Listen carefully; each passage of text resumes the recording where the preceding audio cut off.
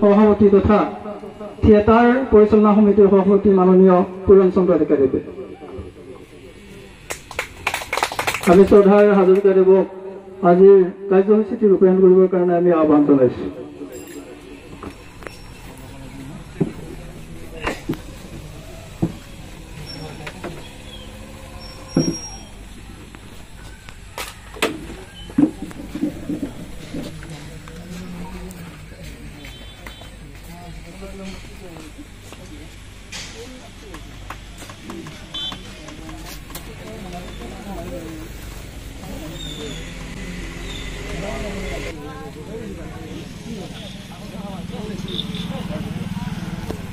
কৃষ্ণ বলে প্রভু ভগবানক চিন্তা করে হরি বল হরি বল হরি বল। বিশ্বেশ্বর সমন্বয় গোষ্ঠী থিয়েটার সমিতি উন্নতি হোক হরি বল হরি বল হরি বল।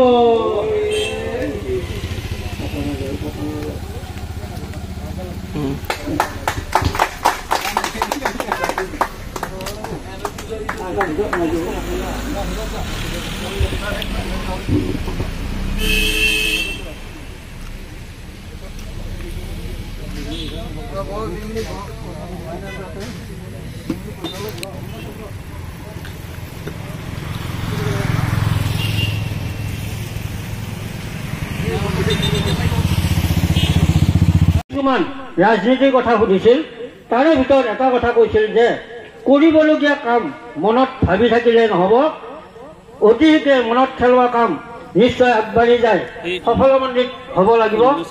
এই কথাখিনি ৰামচন্দ্ৰক কৈছিল ৰাৱণে। গতিকে আমি আজি এই প্ৰজন্মক আশা কৰিছোঁ তেওঁলোকে মনত খেলোৱা কথাবিলাক দেৰি নকৰি তেওঁলোকে অতি সোনকালে আগবাঢ়ি যাওক, তাকে কামনা কৰিছোঁ। ভগৱান শ্ৰীকৃষ্ণইও যেতিয়া কুৰুপাণ্ডৱৰ যুদ্ধ হৈছিল, সেই যুদ্ধৰ সময়ত এটা বাক্য কৈছিল। অৰ্জুনে প্ৰথম দিনা যুদ্ধতেই তেখেতে গান্ধীৱ ধনু হাতৰ পৰা সুলকি পৰিছিল আৰু তেওঁৰ ইষ্টমিত্ৰ কুটুম্বৰ দেখা পাই তেওঁ কৈছিল মই যুদ্ধ নকৰোঁ।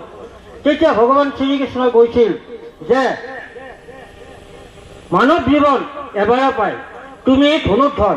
গতিকে আমি মানৱ জীৱন এবাৰ পাইছোঁ আৰু জন্ম পাই আমি সকলোৱে এটা কথা চিন্তা কৰিব লাগে যে এজন মানৱ সম্পদ গঢ়ি তোলাৰ কাৰণে আমি প্ৰচেষ্টা ল'ব লাগে। আৰু মানুহ সম্পদ গঢ়িব লাগিলে কৰ্মই হ'ল ধৰ্ম, কৰ্ম নকৰিলে মানুহ আগবাঢ়ি যাব নোৱাৰি। গতিকে কৰ্ম কৰি যি তেওঁ সাফল্য অৰ্জন কৰিব, গতিকে তেওঁহে পুৰুষ বুলি কৈছে, এইটো গীতাৰ বাণী। গতিকে মই এইখিনিকে কৈ আজি এই অনুষ্ঠানখিনি উদ্বোধন হোৱা বুলি ঘোষণা কৰি মই কওঁতে বঢ়া দুটাৰ কাৰণে সকলোৰে ওচৰত ক্ষমা প্ৰাৰ্থনা মাগি মোৰ ভাষাহীন বক্তব্য সামৰণি মাৰিছোঁ। নমস্কাৰ। মঞ্চত আসন গ্ৰহণ কৰিবৰ কাৰণে আহ্বান জনাইছোঁ। মাননীয় মফিদুল ইছলাম মহাশয়ক আমি মঞ্চত আসন গ্ৰহণ কৰিবৰ কাৰণে আহ্বান জনাইছোঁ। মাননীয় নাৰায়ণ ভট্টদেৱক আমি মঞ্চত আহিবৰ কাৰণে আহ্বান জনাইছোঁ আৰু মাননীয় সত্যেন্দ্ৰ শইকীয়াদেৱক আমি মঞ্চত আসন গ্ৰহণ কৰিবৰ কাৰণে আহ্বান জনাইছোঁ।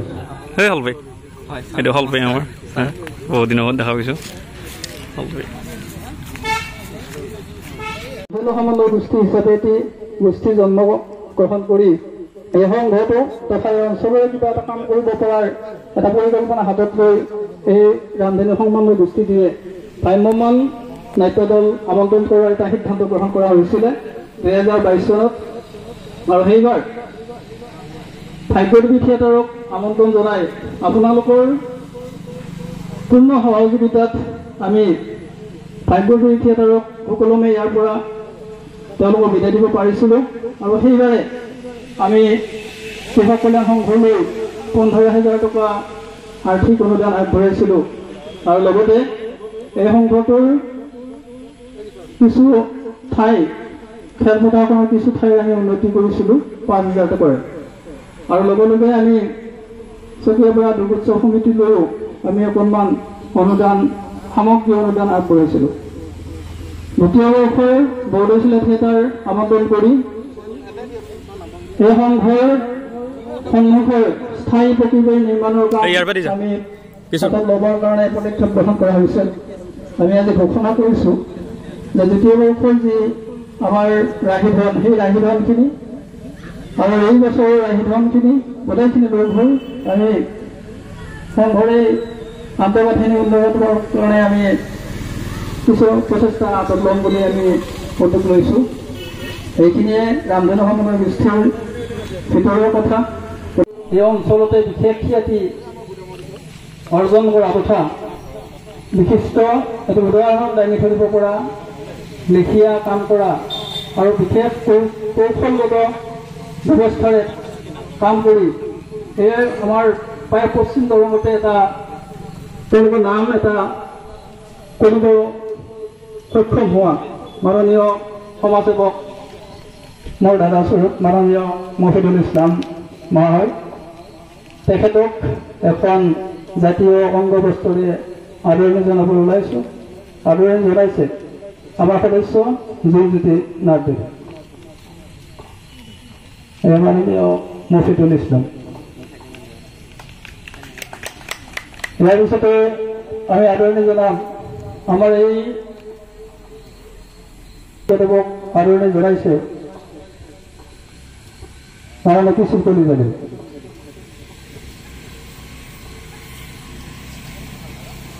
মাননীয় সত্যেন্দ্ৰ শইকীয়াদেৱ। ইয়াৰ পিছতে আদৰণি জনাবলৈ ওলাইছোঁ আন এজন সতীৰ্থ মাননীয় নাৰায়ণ ভট্টদেৱ। তেখেতেও নামখোলা অঞ্চলৰ বিভিন্ন অনুষ্ঠান প্ৰতিষ্ঠান তথা এই ভ্ৰাম্যমাণ জগতৰ আহ্বায়ক কমিটিৰ বিভিন্ন দায়িত্বত থাকি নামখোলা অঞ্চলত বিশেষ এটা পৰিচয় দাঙি ধৰিব সক্ষম হৈছে। মাননীয় নাৰায়ণ ভট্টদেৱক আমি আমাৰ মাজত পাই আমি আন্তৰিক অভিনন্দন জ্ঞাপন কৰিছোঁ। লগতে তেখেতক এখন ফটো গামোচাৰে আদৰণি জনাইছোঁ। আদৰণি জনাইছে আমাৰ সদস্য কিশোৰ হাজৰিকাদেৱ।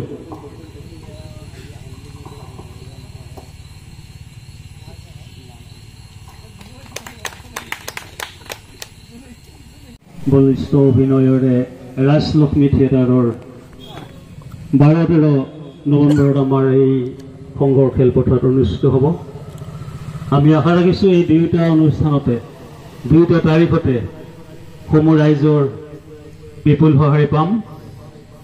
আৰু আমাৰ একমাত্ৰ উদ্দেশ্য হৈছে আমাৰ এই কৃষক কল্যাণ সংঘটিৰ উন্নতি, লগতে আমাৰ এই খেলপথাৰখনৰ ৰাস্তা কিনাৰত ৱাল দিয়াৰ প্ৰচেষ্টা। যোৱাবেলি আমি সংঘক 15,000 টকা দিছোঁ। আৰু আমাৰ যিখন 41 বছৰে ভৰি দিয়া আই দুৰ্গা মাতৃ অনুষ্ঠান চকীয়াপাৰা নৌনাইঘাট সাৰ্বজনীন দুৰ্গোৎসৱলৈ আমি 5,000 টকা আগবঢ়াইছোঁ। গতিকে নিশ্চয় চকীয়াপাৰা, মহলীয়াপাৰা, বৈৰাগীপাৰা, সেনাপতিপাৰা এই 5খন গাঁৱৰ ৰাইজৰ অকুণ্ঠ গঠিত হোৱা এটি অনুষ্ঠান। আৰু এই অনুষ্ঠানটিৰ যিসকল ব্যক্তিয়ে ইতিমধ্যে 2টা বৰ্ষত থকা মোৰ অতিকে শ্ৰদ্ধাৰ মোৰ গুৰু সদৃশ ব্যক্তিমণ্ডলী,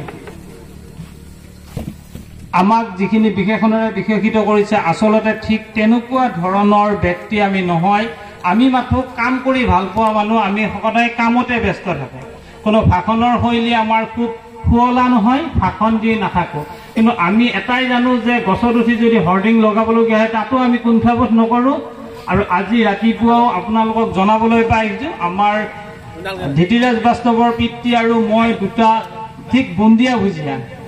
আমি দুজন ব্যক্তিয়ে আজিও খতৰা দীপিলা যিহেতু 62 চনৰ 2 অক্টোবৰ তাৰিখে আমাৰ ভ্ৰাম্যমান নাট্য জগতৰ ইতিহাস যাত্ৰাপাৰ্টিৰে আৰম্ভ কৰিছিল প্ৰয়াত পিতামহ অচ্যুত লহকৰদেৱে। আৰু অচ্যুত লহকৰৰ প্ৰচেষ্টাতে আজিৰ ভ্ৰাম্যমান। তেতিয়াৰ যাত্ৰাপাৰ্টিৰ পৰা যি আৰম্ভ কৰিছিল এই ভ্ৰাম্যমানৰ সেই সময়ৰ অভিনেতা ৰজনী বৰ্মনকো আমি শলাগ ল'ব লাগিব। প্ৰয়াত অচ্যুত লহকৰৰ প্ৰচেষ্টাৰ কাৰণে আজি অসমত বিভিন্ন অনুষ্ঠান প্ৰতিষ্ঠান নাটঘৰ মন্দিৰ আদিৰ উন্নয়নৰ দিশে আগবাঢ়িছে। এই ভ্ৰাম্যমান নাট্য দলক আমি আমন্ত্ৰণ জনাই আমি সকলো অঞ্চলতে তাৰ পৰা এটা শকত অংশ আমি লাভ কৰি সেই অংশৰে যিটো ইতিপূৰ্বে আমাক আমাৰ বিষয়ববীয়াই জনাইছে যে তাৰ পৰা আৰম্ভ কৰি কৈকাৰা মিলি 4খন আছে আমাৰ অঞ্চলত নাট প্ৰদৰ্শন কৰিব ডিচেম্বৰলৈকে। এই 15খন নাট্য দলৰ ভিতৰত আমাৰ পৰা তেওঁলোকে লৈ যাব এগ্ৰিগেট হিচাপত 60 লাখ টকা। 4 লাখকে নিব, 60 লাখ টকা নিব। আমি কিন্তু পাম প্ৰায় 15 লাখ টকা। সকলো থিয়েটাৰৰ ৰেচিঅ' কাৰোবাৰ 2 লাখ হ'ব, 3 লাখ হ'ব, 1 লাখ হ'ব, 50,000 হ'ব, মিলাই যদি এটা সামগ্ৰিক ৰেচিঅ' চোৱা যায় আমি পাম 15 লাখ টকা, তেওঁলোকে নিব 60 লাখ টকা। কিন্তু এইটো এটা হিচাপ ভ্ৰাম্যমানৰ, কিন্তু তাৰ লগত আমি যুঁজ দিব লাগিব। মূল প্ৰশ্নটো হ'ল এইটোৱে যে আপোনালোকেও যে তেওঁলোকে যদি 4 লাখ নিয়ে 50% হলে আপোনালোকে চিন্তা কৰক। আমি 2 লাখ লাভ কৰিম, কি কৌশল লাভ কৰিম এইটো অকণমান ষ্ট্ৰেটেজিটো আপোনালোকে তৈয়াৰ কৰক। আজি মই অনুৰোধ জনাইছো, কাৰণ তেওঁলোকক আমি কিন্তু এইটো নিবলৈ দিয়া নাই। তেওঁলোকক যদি আমি 4 লাখ দিওঁ আমি 3 লাখ লাভ কৰোঁ। ৰেচিঅ'ত আমি পিছ পৰিবলৈ যোৱা নাই, নোযোৱাৰ কথা। এই কৌশলটো নিজা কথা, মই কোনো ৰখাল কথা ক'ব নোৱাৰোঁ, কিন্তু প্ৰেক্টিকেল কথাখিনিৰ ওপৰত যিহেতু নিজে যিখিনি ভুগি আছো, কাৰণ অহাকালিৰ পৰা যিখন থিয়েটাৰ হ'ব খতৰা সত্ৰত তাতো মই সন্মানীয় মিলন কলিতা আৰু আদ্যপ্ৰসাদ শৰ্মাৰ লগত সহকাৰী সম্পাদক হিচাপে কাৰ্যনিৰ্বাহ কৰি আছো, আৰু গোটেই টিকট ডেছপাচিং ব্যৱস্থাটো মোৰ লগত আছে। টিকেট ঘৰ উন্মোচন আৰু আমাৰ টিকেট উন্মোচক মণ্ডলী, আচলতে মই বিশেষ কথা ক'বলৈ নাযাওঁ, কাৰণ থিয়েটাৰ সম্পৰ্কে বৰ বহুত অভিজ্ঞতা নাই যদিও কম বেছি পৰিমাণে শিকি আছোঁ।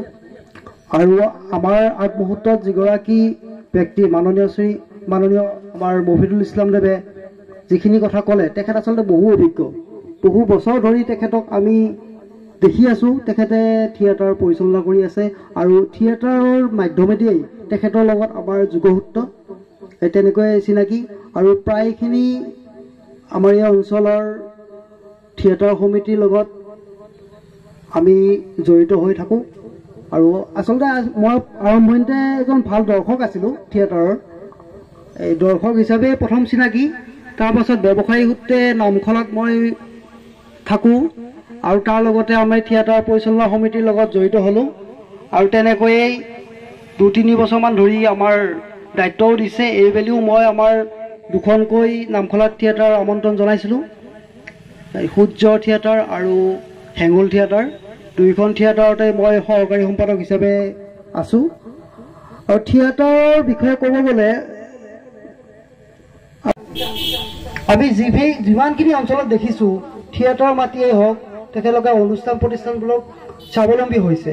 আমাৰ দেওমনৈ কনিষ্ঠ মহাবিদ্যালয় তাৰ উৎকৃষ্ট উদাহৰণ, বৰমপুৰ জাতীয় বিদ্যালয়ৰ উদাহৰণ, আৰু লগতে আমাৰ নামখলাতো আমি যিটো ৰাস মন্দিৰ নিৰ্মাণ কৰিছোঁ বা আমাৰ ব্যৱসায়ী সন্থাৰ কাৰ্যালয় নিৰ্মাণ কৰিছোঁ, এইবিলাক চব থিয়েটাৰৰ মাধ্যমেৰে প্ৰায় সকলো শ্ৰেণীৰ মানুহৰ পৰাই কিছু পৰিমাণে দান বৰঙণি সংগ্ৰহ হয়। আৰু সেই দান বৰঙণিখিনি আমি সৎ কাৰ্যত ব্যৱহৃত কৰিব লাগে। আৰু সেই সৎ কাৰ্যত ব্যৱহৃত কৰাৰ আশীৰ্বাদ স্বৰূপে, প্ৰতিদান স্বৰূপে আমাক দৰ্শক সমাজে আকৌ আগন্তুক বৰ্ষৰ কাৰণে আমাক উৎসাহিত কৰে। আৰু বিশেষ নকওঁ, মফিদুল দাই গোটেইখিনি কথা কৈছে, থিয়েটাৰৰ কাৰিকৰী দিশখিনিও কৈছে, টেকনিকেল প্ৰব্লেমখিনিও কৈছে, আৰু ষ্ট্ৰেটেজিখিনি কথাও কৈছে, কেনেদৰে টিকেট বিক্ৰী কৰি আমি লাভৱান্বিত হ'ব লাগিব। আমি যোৱাবেলি হেঙুল থিয়েটাৰ আমন্ত্ৰণ কৰি নামখলাত প্ৰায় 3,90,000 টকা লাভ কৰিবলৈ সক্ষম হৈছিলোঁ। এই তেনেকুৱা কিছু ষ্ট্ৰেটেজি আমি কৰিছিলোঁ। আৰু প্ৰচাৰৰ ক্ষেত্ৰত গুৰুত্ব দিব লাগিব। মেইন বস্তু হ'ল প্ৰচাৰ মাধ্যমত আমাৰ এটা কথা ভাল, আমাৰ ৰামধেনু গোষ্ঠীৰ যথেষ্ট সংখ্যক যুৱক আছে আমাৰ বন্ধুৱে সমনীয়া গোটেইখিনি কম বয়সীয়া ল'ৰাই আমাৰ নিচিনা ল'ৰাই মানে চম্ভালি আছে এই টিমটো কিন্তু কোনো জেগাত নাই দেওবৰ্ণী অঞ্চলতো আছে যুৱ সমাজো আছে জ্যেষ্ঠ সমাজো আছে কিন্তু ইমানখিনি যুৱক নাই আমাৰ নামখলাতেই মই কৈছোঁ নাই আমাৰ কেইজনমান আমি ৩-৪জনমান কম বয়সীয়া ল'ৰা আছোঁ বাকী আমাৰ জ্যেষ্ঠখিনিয়ে আমাক কৰি আছে কিন্তু কিছুমান ক্ষেত্ৰত জ্যেষ্ঠখিনিয়ে হয়তো প্ৰতিটো সময়তে সময় দিব নোৱাৰে কিন্তু যুৱচামে যি হিচাপে আগবাঢ়ি আহিছে আৰু এই অঞ্চলৰ উদীয়মান যুৱকখিনিয়ে যি হাৰত আগবাঢ়ি আহিছে এইটো আচলতে উৎকৃষ্ট নিদৰ্শন আৰু অনুজসকলকো উৎসাহিত কৰিব আগন্তুক দিনত এই ৰাইজৰ হিতৰ কাৰ্যসমূহ কৰি যাবৰ কাৰণে অনুপ্ৰাণিত কৰিব আৰু এইখিনি কথাই কৈ মই মোৰ বক্তব্যৰ ফালৰ পৰা সামৰণি মাৰিছোঁ আৰু এজনীয়া ছিজন টিকেটখিনি উন্মোচনৰ দিশে কোনোবাই বিচাৰে এই টিকেটসমূহ ক্ৰয় কৰিব পাৰিব আৰু ইয়াৰে বাৰু এটা টিকেট মই মোৰ ফালৰ পৰা ক্ৰয় কৰিম বুলি কথা দিলোঁ বৰ্তমান আৰু অনাগত সন্মুখত উপবিষ্ট মোৰ অতিকে শ্ৰদ্ধাৰ ৰাইজ ৰামধেনু সমন্বয় গোষ্ঠীৰ উদ্যোগত বিগত 2টা বছৰে ভ্ৰাম্যমান নাট্য দল আমন্ত্ৰণ কৰি তেখেতসকলে আমাৰ ৰাজ্যক থিয়েটাৰৰ জৰিয়তে মানুহখিনিৰ মাজত যিটো সমন্বয় ৰক্ষাৰ এটা চেষ্টা কৰিছে তাৰ বাবে উদ্যোক্তাসকলক মই ধন্যবাদ জ্ঞাপন কৰিছোঁ আৰু থিয়েটাৰ এখন আমন্ত্ৰণ কৰি থিয়েটাৰখনৰ জৰিয়তে এটা অনুষ্ঠান সাফল্যমণ্ডিত কৰি তোলাৰ ক্ষেত্ৰত যিটো অৰিহণা থাকে তাতকৈ ডাঙৰ কথাটো হৈছে আমি আমাৰ বাস্তৱ জীৱনত আমাৰ বিভিন্ন ধৰণৰ সমস্যাৰ সন্মুখীন হৈ আমি থাকোঁ আৰু ঠিক সেইদৰে আমাৰ যিমানবিলাক আমাৰ সুস্থ এটা দেহ আমি পাবৰ কাৰণে আমাক যিদৰে খাদ্যৰ প্ৰয়োজন হয় ঠিক সেইদৰে আমাৰ মনটোৰ কাৰণেও এটা মানসিক খাদ্যৰ প্ৰয়োজন হয় আৰু মই ভাবোঁ এই থিয়েটাৰ বা সাংস্কৃতিক সন্ধিয়া আমি যে বহুত কষ্ট কৰি এইবিলাক যে অনুষ্ঠিত কৰা হয় এইবোৰৰ জৰিয়তে আমাৰ মানসিক উৎকৰ্ষ সাধনত যথেষ্টখিনি সহায়ক হয় আৰু এই ক্ষেত্ৰত ৰামধেনু সমন্বয় গোষ্ঠীয়ে যিটো উদ্যোগ লৈ আগবাঢ়ি আহিছে সেই উদ্যোক্তাসকলক মই আন্তৰিক ধন্যবাদ জ্ঞাপন কৰিছোঁ আৰু থিয়েটাৰ এখন সুকলমে পৰিচালনা কৰিবৰ কাৰণে যিখিনি কৌশলৰ প্ৰয়োজন সেইখিনি বন্ধুবৰ মফিদুল ইছলাম ডাঙৰীয়াদেৱে সেইখিনি কথা আজি মুকলিভাৱে কৈছে ব্যক্তিগতভাৱেও আমাৰ উদ্যোক্তাসকলে তেখেতৰ লগত যোগাযোগ ৰাখিছে আৰু তেখেতৰ লেখীয়া যিসকল যথেষ্ট থিয়েটাৰৰ লগত জড়িত ব্যক্তি আছে তেখেতসকলৰ পৰা তেখেত যিখিনি অভিজ্ঞতাৰ প্ৰয়োজন সেইখিনি আহৰণ কৰি ল'লে নিশ্চয় তেখেতসকলৰ যিটো উদ্দেশ্য আগৰ ৰাখি থিয়েটাৰ আমন্ত্ৰণ জনাইছে সেইটো নিশ্চয় সাফল্যমণ্ডিত হ'ব তাকে আশা কৰিছোঁ আৰু মই এজন ভাল দৰ্শক মই থিয়েটাৰ চাই ভাল পাওঁ এই অঞ্চলৰ যিমানবিলাক ঠাইত থিয়েটাৰ পাতিছে আমাৰ মফিদুল ইছলাম ডাঙৰীয়াদেৱে জানে আমি প্ৰায় এই অঞ্চলত থিয়েটাৰ আমি নেৰোঁ থিয়েটাৰ চাই ভাল পাওঁ আৰু সেই সূত্ৰে বহুকেইজন ব্যক্তিৰ লগত আমাৰ এটা যোগসূত্ৰ আছে আমি দেখিছোঁ আৰু আমাৰ যিখিনি যুৱ বন্ধুৱে আজি থিয়েটাৰ আমন্ত্ৰণ কৰি আনি যিখিনি তেখেতসকলে কাৰ্যপন্থা গ্ৰহণ কৰিছে আমি আশাবাদী নিশ্চয় তেখেতসকলে এদিন ইয়াত আমাৰ মফিদুল ইছলাম ডাঙৰীয়া শ্ৰদ্ধাৰ আমাৰ ডেমনৈ কলেজৰ অধ্যাপক মতি ছাৰ দেৱাই যিটো এটা উদ্যোগ লৈছে সেই উদ্যোগ নিশ্চয় আমাৰ এই যুৱ বন্ধুসকল এইটো টিকেট 12 নম্বৰৰ টিকেট আৰু ইয়াৰ অৰিহণা হৈছে 300 টকা আৰু আশা কৰিছোঁ আজি এই শুভ মুহূৰ্তত নিশ্চয় আপোনালোকৰ মাজৰ পৰা আমি যিখিনি মানুহ এতিয়ালৈকে ইয়াত নিশ্চয় বহি আছে সেইখিনি একোজন ভাল থিয়েটাৰ উপভোগ কৰাৰ দৰ্শক এই অনুষ্ঠানটোৰ প্ৰতি আনুগত্য থকা ব্যক্তি সেয়ে নিশ্চয় ইয়াত তেখেতসকলে ইমান সময়লৈকে উপস্থিত থাকি এই অনুষ্ঠানটোৱে সাফল্যমণ্ডিত কৰাৰ ক্ষেত্ৰত যিটো ভূমিকা গ্ৰহণ কৰিছে তেখেতসকলক ধন্যবাদ জ্ঞাপন কৰিছোঁ আৰু মই আশা ৰাখিছোঁ এই টিকেটটি এই মুহূৰ্তত শুভ উদ্বোধন হোৱা বুলি মই ঘোষণা কৰিছোঁ আৰু আমাৰ যিসকল সন্মুখৰ সন্মানীয় ব্যক্তি আছে তেখেতসকলে নিশ্চয় 2-এটা টিকেট ক্ৰয় কৰি আজি এই অনুষ্ঠানটি আৰু অধিক সাফল্যমণ্ডিত কৰিব বুলি মই আশা কৰিছোঁ আমাৰ হয় আমাৰ সন্মুখলৈ আগবাঢ়ি আহিছে আপোনালোকে টিকট আমি কৌশলগতভাৱে পুচিং কৰোঁ, য'ত নেকি মাইকী মানুহৰ এখন উন্মোচক মণ্ডলী, সন্মানীয় ৰাইজ, ইতিমধ্যে থিয়েটাৰৰ সম্পৰ্কত যথেষ্টখিনি কথা আপোনালোকে জানিলে। আৰু ঠিক সেইদৰে ননৈঘাট পূজাখোলাৰ যি থিয়েটাৰ আমাৰ হয়, সেই থিয়েটাৰত মই এবাৰ সম্পাদক আছিলোঁ। এতিয়া কথাটো হৈছে মাননীয় ইছলাম ডাঙৰীয়া যিখিনি কথা ক'লে, সেই কথাখিনি বাস্তৱিক কথা। আৰু সেইটো সুৰতে মই এটা কথা ক'ব বিচাৰিছোঁ যে থিয়েটাৰ এখনে লাভান্বিত হ'বৰ কাৰণে মানুহক জড়িত কৰাৰ যিটো কৌশল, সেই কৌশলটো আমি অৱলম্বন কৰিব লাগে। আৰু সেই কৌশলটো প্ৰত্যেকৰ ক্ষেত্ৰতে বেলেগ বেলেগ হ'ব। ঠিক যিধৰণে ক'লে যে ইটো ঘৰৰ পৰিয়ালৰ সিটো ঘৰৰ পৰিয়ালৰ মিল আছে, তেখেতসকলক একেলগে টিকেট নাম্বাৰকেইটা মিলাই দিয়া হয়, সেইটো এটা কৌশল। আৰু সেই কৌশলটো তেওঁলোকে অৱলম্বন কৰাৰ এটাই লাভ বা এটাই তাৰ সুদিশ যে তেওঁলোকে আসনখন মাজত নোপোৱাৰ কাৰণে আপত্তি নকৰে, কাষত পালেও তেওঁলোকে চাইছে থিয়েটাৰটো। সেইটো এক নম্বৰ কথা। আৰু দ্বিতীয় কথাটো হৈছে এই যে আমি টিকেটবিলাক পুচিং মানে চিজন টিকেটে হওক বা VIP হওক বা অন্য চাৰ্কুলৰ টিকেটে হওক, এই টিকেটখিনি আমি কিমান ধৰণে আৰু কি ধৰণে আৰু এই ৰামধনু থিয়েটাৰ ৰামধনু সমন্বয় গোষ্ঠী এটা উত্তৰমুখীভাৱে আগবাঢ়ি আছে। তেওঁলোকৰ উত্তৰ হৈছে আৰু হ'ব, আৰু হোৱাটো আমি কামনা কৰিছোঁ। গতিকে আমি সকলোৱে যি ধৰণে পাৰোঁ গোষ্ঠীক সহায় কৰিব লাগে। মোৰ চিনাকি এজন আছে দেওমৰনৈত, মই তেওঁক মই হেৰি কৰিব লাগিব, আশ্বস্ত কৰিব লাগিব থিয়েটাৰ চোৱাৰ কাৰণে। এখেতৰ চিনাকি এজন আছে নামখোলা বা তাত দূৰতো বৰলাঘাটত আছে, তালৈ আমি যাব লাগিব। এই ধৰণৰ আমি বিষয়টো যদি বিস্তৃতভাৱে লৈ যাওঁ, তেতিয়াহ'লে মই ভাবোঁ যে আমাৰ ৰামধেনু সমন্বয় গোষ্ঠীয়ে যি আজি উত্তৰণ হৈছে, ইয়াতকৈ বেছি উত্তৰণ হ'ব। আৰু সেইটোৱে কামনা কৰি ফুলা যদি কিবা ভুল ত্ৰুটি হ'ল তাৰ বাবে ক্ষমা বিচাৰি মোৰ ক'বলগীয়া দুআষাৰ সামৰিছোঁ। 5,000 টকাকে আমি দিয়া নাই পূজা কমিটিক, কাৰণ পইচাটো আমি কেতিয়াও সেনেকৈ নিদিওঁ। আমি আচলতে বাচন দিছোঁ আৰু তাতে নাম লিখি ধুনীয়াকৈ দিয়া হৈছে।